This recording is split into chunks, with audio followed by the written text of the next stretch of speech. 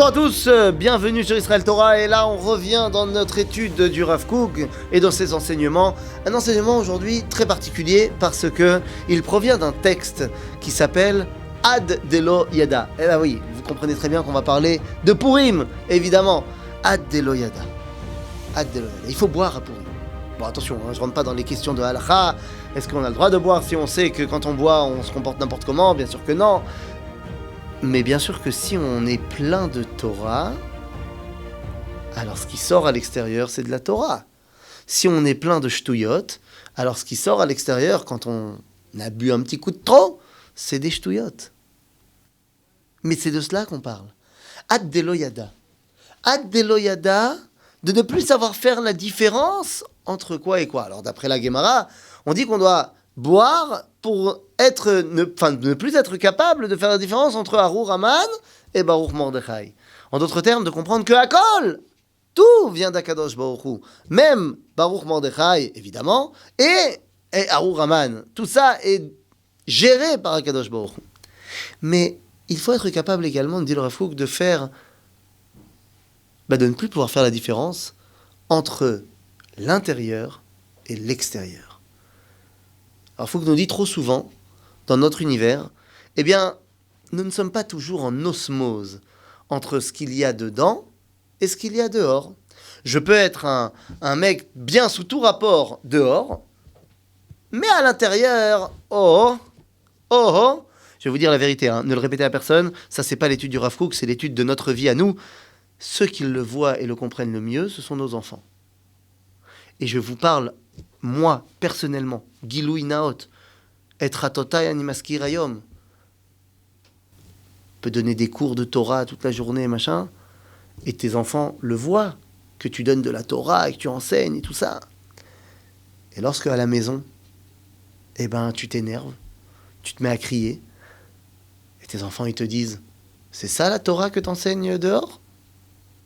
Quel coup de massue! Parce qu'ils ont tout de suite compris qu'en fait, il y avait un problème entre ce qu'il y avait à l'intérieur et qui ressort quand tu es énervé, et ce qu'il y avait à l'extérieur. Si bien que je vais vous dire, et là, c'est ma séance psychologie avec vous. Mon fils m'a dit une fois, il avait fait une bêtise. Il avait vraiment fait une bêtise. Et je l'ai disputé. Mais je l'ai disputé bien comme il faut. Et vous savez comment c'est les enfants. On retient les larmes, il va dire un truc et seulement après, il va pleurer. Mais quel truc il m'a dit? Il m'a regardé comme ça avec les yeux pleins de choses. Et il me regarde et il me dit, papa, c'est Katouf ba Mishnah. Kol hakoes keilu oved avodah zara. Tout celui qui s'énerve, c'est comme s'il était un idolâtre. Qu'est-ce que vous voulez que je lui dise? Qu'il a tort? Il a raison. Il a raison. Si tu es plein de colère à l'intérieur, t'en fais pas que ce qui va sortir quand tu es énervé ou / quand tu as bu un petit coup de trop, c'est de la colère. Mais si tu es plein de Torah à l'intérieur, ce qui va sortir quand tu es pas en colère, parce que tu n'es pas en colère, mais ce qui va sortir quand tu as bu un petit coup de trop, c'est toute cette Torah que tu n'osais peut-être pas dire, mais qui était là à l'intérieur.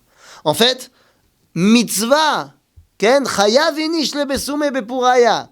Il faut à Purim boire pour n'être plus capable de faire la différence entre l'intérieur et l'extérieur, parce que, en fait, tu comprendras que et là, c'est le même message qui sort.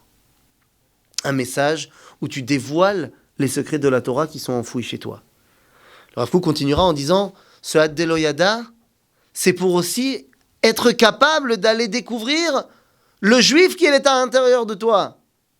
Parce qu'il y a un juif que tu dévoiles aux autres, mais il y a peut-être un autre juif à l'intérieur de toi qui n'ose pas se dévoiler, qui n'ose pas s'exprimer, et pourtant qui est là.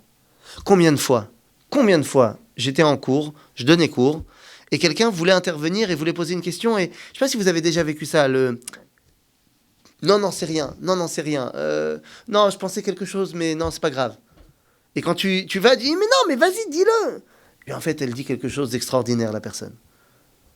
Laisse le juif de l'intérieur s'exprimer. Et tu veux que je te dise, Ad Delo Yada, pour ne plus être capable de faire la différence entre ton frère et ton frère.